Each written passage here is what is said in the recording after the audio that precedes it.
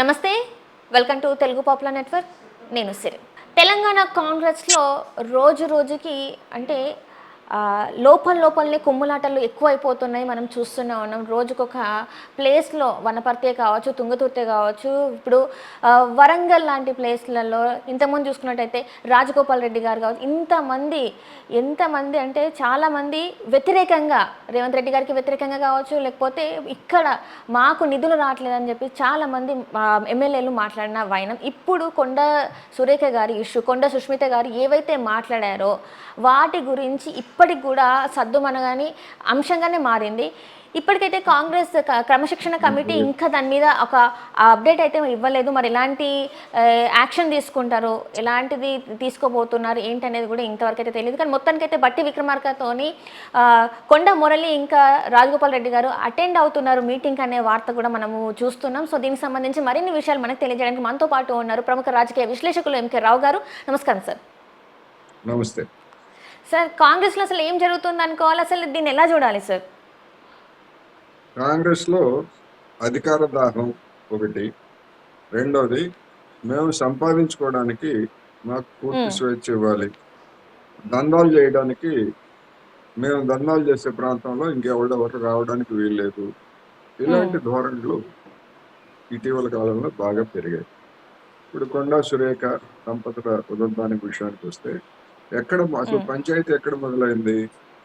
మా పక్కల ప్రాంతం లేదా మా వర్ధన్నపేట మేము గెలిచినటువంటి ప్రాంతాల్లో వేరే ప్రాంతాల నుంచి వచ్చినటువంటి వాళ్ళు ఇక్కడ పంచాయతీలు చేస్తున్నారు. ఆ పంచాయతీలు వాళ్ళు చేయడానికి లేదు. ఏదైనా పంచాయతీలు చేస్తే మేమే చేయాలి, డబ్బులు ఏమైనా వస్తే మేమే తీసుకోవాలి. ఇదే కదా పంచాయతీ.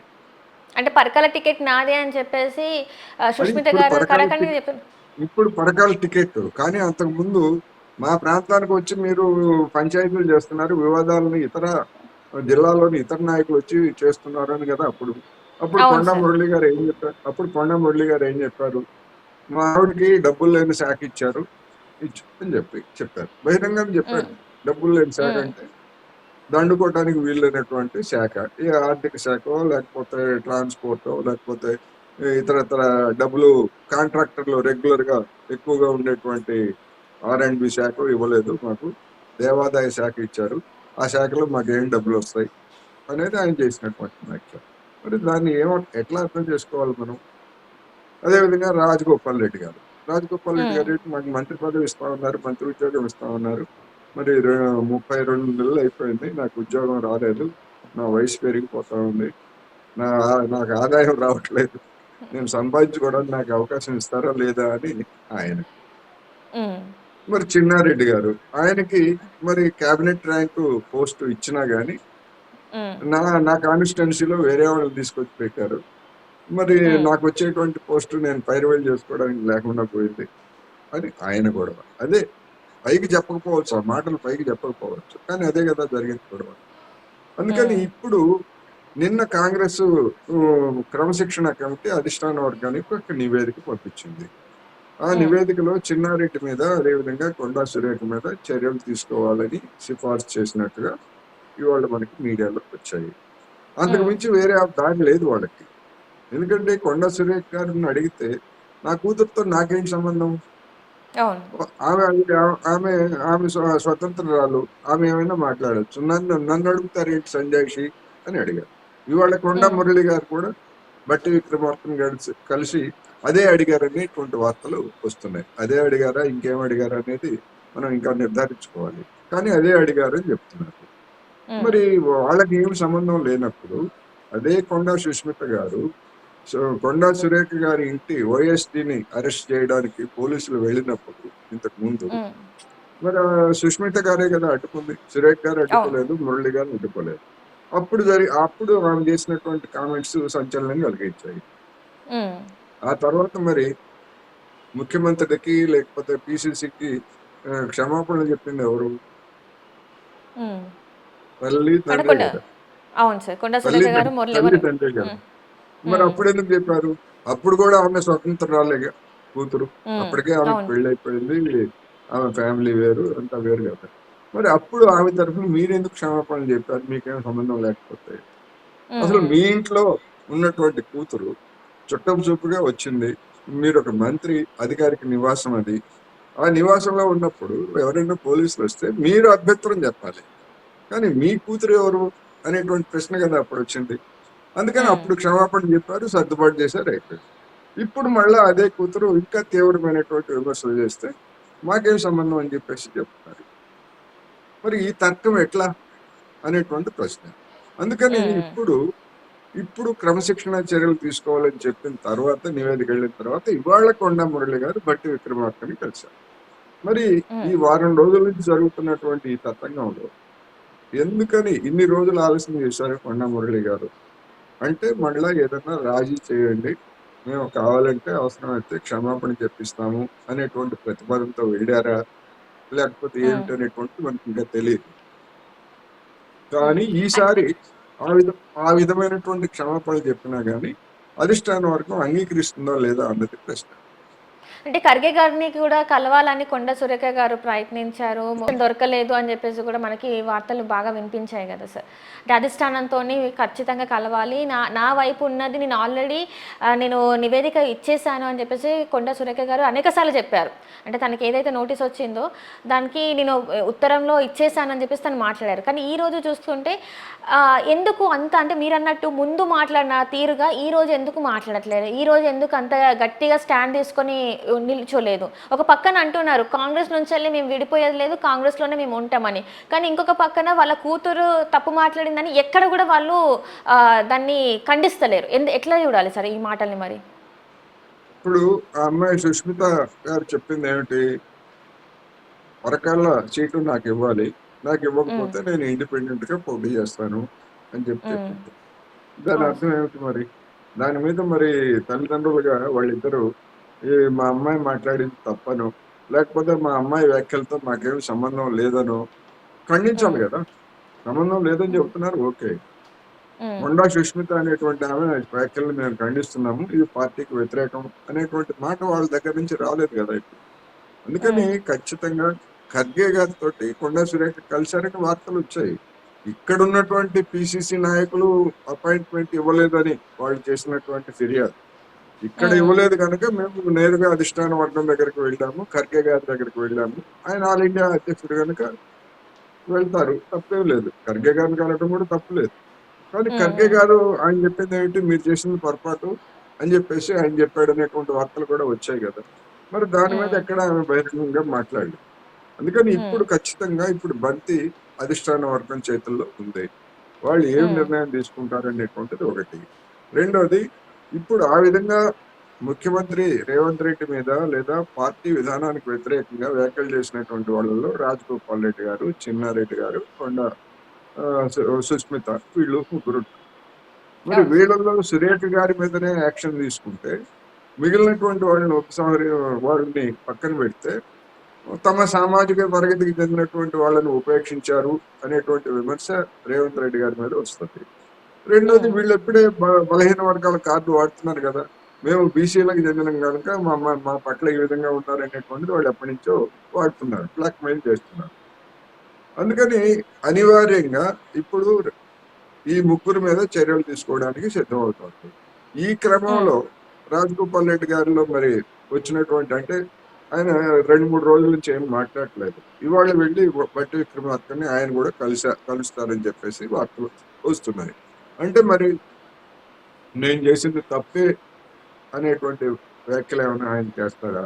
ఒకవేళ హ్మ్. చేస్తే ఆయన మీద ఎలాంటి చర్యలు ఉండవు. లేదు, మా అమ్మాయి చేసింది తప్పే, మేము ఇటువంటి మరోసారి పునరావృతం కానివ్వము అని చెప్పేసి కొండా సురేఖ దంపతులు చెప్పినా, లేకపోతే చిన్నారెడ్డి వాళ్ళు చెప్పినా గానీ అదొక దారి. కానీ వీళ్ళు అట్లా హ్మ్. చెప్పడానికి సిద్ధంగా లేరు కదా. హ్మ్. హ్మ్. అందుకని మరి ఏం జరుగుతుంది ఏమిటనేటువంటిది మనం మాట్లాడుకునేటువంటి సమయానికి ఇంకా ఏ పంచాయతీ ఏం తేలలేదు. ఈ పంచాయతీ కొనసాగే ధోరణే కనిపిస్తా ఉంది. అండ్ ఇక్కడ సుష్మిత గారు కొన్ని వ్యాఖ్యలు అంటే చాలా అంటే ముఖ్యమంత్రి గారిని ఉద్దేశిస్తూ వార్నింగ్ ఇస్తున్నట్టుగానే కొంత ఏంటంటే అచ్చ పార్టీ పచ్చ పార్టీ అని చెప్పేసి మాట్లాడడం ఇవన్నీ కూడా ఏంటంటే వాళ్ళు ఇంత ఘోరంగా మాట్లాడుతున్నా కూడా కొండా సురేఖ గారు కావచ్చు మురళి గారు కావచ్చు ఎక్కడ కూడా వాళ్ళు దాన్ని ఖండించలేదు. అండ్ పైపెచ్చు ఇప్పుడు ఏంటంటే మేము అధిష్టానంతోనే డైరెక్ట్గా మాట్లాడతాం, సీఎం రేవంత్ రెడ్డితోనే డైరెక్ట్గా మాట్లాడతాం, ఇంకా మిగతా వాళ్ళతో మాట్లాడాల్సిన అవసరం లేదన్నట్టు కూడా వాళ్ళ వ్యవహార శైలి అయితే ఉన్నట్టు అనిపిస్తుంది సార్. మరి ఇది ఎలా చూడాలి? ఇది ఇప్పుడు రాజగోపాల్ రెడ్డి గారు కూడా ఏంటంటే నాకు మంత్రి పదవి ఇవ్వలేదు, నేను ఎన్నోసార్లు అనేక సార్లు నాకు మాట ఇచ్చారు అయినా కూడా ఇప్పటి వరకు ఇవ్వలేదు, సో నాకు ఎట్లాంటి నమ్మకం లేదు ఇంకా ముందు ముందు కూడా అని చెప్పేసి తను కూడా అనేక సార్లు మాట్లాడడం జరిగింది. వీళ్ళిద్దరిది అసలు ఎలాంటి పరిస్థితి అంటారు ఇప్పుడు పార్టీలో? వీళ్ళని ఉంచుతారా లేకపోతే వీళ్ళకి బర్తరఫ్ అనేది ఏమైనా చేస్తారా ఏంటంటారు సార్? ఇప్పుడు ఈ విధంగా మాట్లాడినటువంటి వాళ్ళ మీద ఏ విధమైనటువంటి చర్యలు కనుక తీసుకోలేదు అనుకోండి, ఇతర అసంతృప్తి చెందినటువంటి వాళ్ళు లేదా పదవుల కోసం ఆశిస్తున్నటువంటి వాళ్ళు కాంగ్రెస్ లో ఇంకా చాలా మంది ఉన్నారు కదా, వాళ్ళందరూ కూడా కొడుకులు కూతుళ్ళు భార్యలు చెల్లెళ్ళు తమ్ముళ్ళు బంధువులు అందరినీ చేత ప్రకటనలు చేయిస్తారు. ఇప్పుడు కొండా సురేఖ్ గారు ఎట్లాగైతే కూతురు చేత వెనకాల ఉండి ఇట్లాంటి ప్రకటనలు చేయించి ధ్వజమెత్తారో ముఖ్యమంత్రి మీద, మరి కాంగ్రెస్ నాయకుల యొక్క బంధువులు కూతుళ్ళు కొడుకులు కూడా ఈ విధమైనటువంటి దాడులకు దిగితే ఇంకా ఆ పార్టీ పరువు గంటలో కలుస్తుంది. అందుకని మరి అధిష్టాన వర్గానికి కూడా దేనికైనా హద్దులు ఉంటాయి, ఎవరికైనా అధిష్టాన వర్గానికి కూడా అదే పరిస్థితి ఉంటుంది. ఇప్పుడు ఈ రేపు సెప్టెంబర్ మొదటి వారంలో అసెంబ్లీ సమావేశాలు జరగబోతున్నాయి. ఈ అసెంబ్లీ సమావేశాలు జరగబోతున్నటువంటి తరుణంలో కొండా సురేఖను మంత్రివర్గం నుంచి తొలగిస్తే లేదా బర్తరఫ్ చేస్తే ఆ సందేశం వేరేగా ఉంటది. అది ప్రతిపక్షాలకి ఒక ఆయుధంగా మారేటువంటి అవకాశం ఉంటది. రెండోది, వీళ్ళు ఇప్పటికే మేము మా బీసీల మీద మమ్మల్ని అణిచివేస్తున్నారు అనేటువంటి పేరుతోటి కూడా వాళ్ళు ప్రచారం చేసేటువంటి అవకాశం ఉంది. అందువలన అట్లా చేస్తే లాభం వస్తుందా నష్టం వస్తుందా అనేటువంటి లెక్కల్లో కాంగ్రెస్ ఉంది.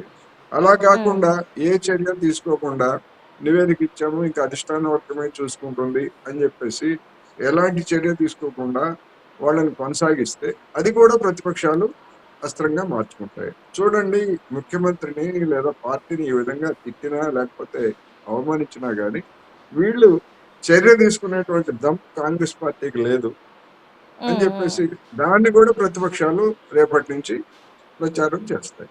అందుకని కాంగ్రెస్ పరిస్థితి ఒక విధంగా చెప్పాలంటే ముందు పోయి వెనక నుయ్యి అన్న పరిస్థితిలో కాంగ్రెస్ పార్టీ ఉంది. అందుకని మరి అది రేవంత్ రెడ్డి గారికి వ్యక్తిగతంగాను పార్టీ పరంగా కాంగ్రెస్ పార్టీకి పార్టీ పరంగా ఒక పెద్ద సవాల్. దీని నుంచి ఎట్లా బయటపడతారు, ఏమి చేస్తారు అనేటువంటిది ఒకటి. 2-3 దృశ్యాలు కనిపిస్తున్నాయి మనకి. ఏమిటి ఆ దృశ్యాలు అంటే, కొండా సురేఖ్ గారిని మంత్రి పదవి అట్లాగే కొనసాగిస్తూ ఆమెకు ఏ విధమైనటువంటి ఆమె మాట వినకుండా అధికారులని కట్టడి చేయడం. ఇప్పటికే కొన్ని డిప్యూటేషన్ అవన్నీ కూడా రద్దు చేశారు. అంటే మంత్రికి కూడా చెప్పకుండా అధికారులు గతంలో తీసుకున్నటువంటి నిర్ణయాలన్నింటినీ కూడా రద్దు చేశారు. అంటే మంత్రి గారు, అమ్మ నువ్వు మంత్రిగా ఉన్నా గానీ నీ హవా ఏమి ఇక్కడ నడవదు అనేటువంటి మొదటి సంకేతం. అంతకు ముందే అసలు పంచాయతీ ఎక్కడ వచ్చింది? యాదగిరిగుట్ట దేవస్థానం పాలక వర్గాన్ని నియమించేటువంటి అంశంలో మంత్రితోటి సంప్రదించకుండా నేరుగా ముఖ్యమంత్రి నిర్ణయం తీసుకున్నారు అనేటువంటి వార్తలు వచ్చాయి కదా. అటువంటి పరిస్థితి అంటే పొమ్మనకుండా పొగబెట్టి మంత్రిగా ఉన్నా గానీ ఆమెకు కారిస్తారు, లేకపోతే బుగ్గ కారేసుకొని అటు ఇటు తిరుగుతారు, అవన్నీ చేస్తారు. కానీ అక్కడ చివరికి చెప్పరాసి కూడా మాట వినలేదు అనుకోండి, అప్పుడు ఆమె పరిస్థితి ఏమిటి? అందుకని ఆమెంతటా ఆమె రాజీనామా చేసి బయటకు పోవాలి. అంటే పొమ్మనకుండా పొగబెట్టినట్టుగా ఆమె అంతటా ఆమె బయటకు వెళ్ళిపోతే, చూసారా ఆమె రాజీనామా చేసింది, మేమేం చేయలేదు, మేము యాక్షన్ తీసుకోలేదు అని చెప్పుకోవడానికి ఉంటుంది. అట్లా చేస్తారా? లేకపోతే ఇటువంటి తిరుగుబాటుదారులకి ఖచ్చితమైనటువంటి కఠినమైనటువంటి వార్నింగ్ ఇచ్చే విధంగా బర్తరఫ్ చేస్తారా అనేటువంటిది ఇవన్నీ కూడా కాంగ్రెస్ అధిష్టానం వారితో ముందున్నటువంటి సమస్య. ఏమి చేస్తారు ఏమిటనేటువంటిది. సార్ అంటే ఇప్పుడు మీరు చెప్పినట్టే చూడండి. మీరు చెప్పినట్టే కొండా సురేఖ గారిని మంత్రి వర్గం నుంచి పక్కకు పెట్టాలి అని అంటే గతంలో కూడా ఇలాంటి ఒక టాక్ వినిపించింది సార్. ఎప్పుడైతే కొన్ని ఒక ప్రెస్ ముందు కొండా సురేఖ గారు చేసిన కొన్ని వ్యాఖ్యలు కేటీఆర్ గారి గురించి కొన్ని వ్యాఖ్యలు ఏవైతే చేశారో అప్పుడే ఆమెని మంత్రిత్వం నుంచి పక్కకు జరుపుతున్నారు అని చెప్పేసి కొన్ని వినిపించాయి. కానీ అప్పుడు అది సాధ్యం అవ్వలేదు. ప్రతిసారి కొండా సురేఖ గారిని పక్కకు జరపాలి అని చెప్పేసి చూస్తున్నా కూడా అది జరగట్లేదు అని చెప్పేసి కొన్ని కూడా వినిపిస్తున్నాయి. మరి అది గతంలో జరిగేదే ఇది ఇప్పటి వరకు వచ్చిందంటారా, ఏంటంటారు సార్? అంటే గతంలో సమంత గారి మీద చేసినటువంటి వ్యాఖ్యలు సందర్భంగా అప్పుడు కూడా మీరు అన్నట్టుగానే ఈ విధమైనటువంటి చర్చ నడిచింది. అవును సార్. అయితే దానికి ఆమె క్షమాపణలు చెప్పారు, కోర్టుకు వెళ్ళారు, కోర్టు ముట్టికాయలు వేసింది. అప్పుడు కూడా ఏం చెప్పారు, అది ఆమె వ్యక్తిగతమైనటువంటి వ్యవహారం, పార్టీకి మంత్రివర్గానికి ఏం సంబంధం లేదు అని చెప్పేసి కాంగ్రెస్ పార్టీ డిమార్కేట్ చేసుకుంది. సరే, అది మొదటి ఉదంతం కనుక ఆమె దాన్ని ఎదుర్కొన్నారు, అయిపోయింది. తర్వాత సుష్మిత గారి వ్యాఖ్యలు, అప్పుడు వాళ్ళు వెళ్ళి క్షమాపణ చెప్పారు. క్షమాపణ చెప్పారు కనుక మీనాక్షి నటరాజన్ వీళ్ళందరూ కూడా రాజీ చేశారు. ఇప్పుడు ఇది మూడోసారి. అంటే ఇది 1, 2 అయిపోయిన తర్వాత మూడోసారి కూడా ఈ విధమైనటువంటి ప్రవర్తన ఇప్పుడు కూడా కాంగ్రెస్ అధిష్టాన వర్గం లేకపోతే వీళ్ళందరూ రాజీ పడి వాళ్ళని కొనసాగిస్తే రేపటి నుంచి దుకాణం పెడతారు సుష్మిత గారు.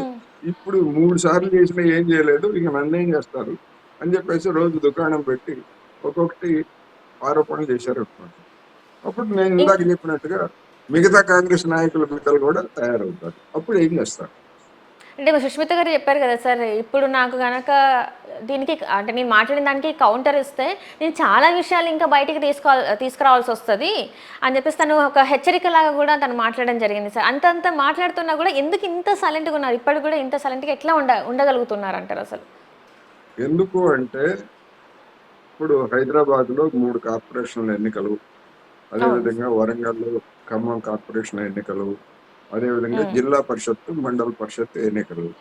ఈ ఎన్నికల్లో మరి బీసీ సామాజిక తరగతి ఓటర్లు అనేటువంటి వాళ్ళు కూడా గణనీయమైనటువంటి సంఖ్యలో ఉన్నారు. రెండోది, బీసీలకు రిజర్వేషన్ల గురించి మేమే ఛాంపియన్లం అని చెప్పేసి కాంగ్రెస్ పార్టీ గతంలో ప్రచారం చేసుకుంటాయి. అటువంటి పార్టీ మరి ఒక బీసీ సామాజిక తరగతి, అందులో మహిళగా మంత్రిగా ఉన్నటువంటి ఆమె మీద చర్య తీసుకుంటే బీసీ సామాజిక తరగతులు అంటే ఆమె సామాజిక పద్మశాలి సామాజిక తరగతి కానీ, కొండా మురళి మున్నూరు కాపు సామాజిక తరగతి కానీ ఎట్లా స్పందిస్తారు? అదేమన్నా నష్టం చేస్తుందా ఏమిటి అనేటువంటి లెక్కల్లో ఉంది కాంగ్రెస్ పార్టీ. వీళ్ళ యొక్క బలం కూడా అదే. చూసారా, మా మీద చర్య తీసుకుంటే మేము నష్టం చేస్తాము పార్టీకి అనేటువంటిది కూడా ఇండైరెక్ట్ గా వీళ్ళు బ్లాక్మెయిల్ చేస్తున్నారనే చెప్పాలి. అంతకుమించి తక్కువ పదం ఏమీ లేదు. అందుకని మరి ఇట్లాంటిది కనుక కొనసాగించేట్లయితే మిగిలినటువంటి వాళ్ళు, మిగిలిన బీసీ సామాజిక తరగతులు మరి వాళ్ళు కూడా రంగంలోకి వస్తారు కదా. ఇప్పుడు వీళ్ళే కాదుగా, తెలంగాణలో ఉన్నటువంటి ముదిరాజు కావచ్చు, లేకపోతే ఇతరత్ర గౌడ్, వీళ్ళందరూ ఇంకా బలమైనటువంటి సంఖ్యరీత్యా అన్ని రకాలుగా ఉన్నటువంటి వాళ్ళందరూ కూడా రంగంలోకి వస్తే కాంగ్రెస్ ఏం చేస్తున్నప్పుడు? అందుకని దీనికి ఎక్కడొక్కడ ఫుల్ స్టాప్ పెట్టాల్సినటువంటి అవసరం ఉంది. అయితే ఆ ఫుల్ స్టాప్ ఎట్లా పెడతారు, ఏమిటి, ఈ సినిమా ఎట్లా ముగుస్తుంది అనేటువంటిది మనం రాబోయే రోజుల్లోనే వెండి తెర మీద చూస్తాం. అంతే. Right sir, right. Thank you so much sir. Thank you.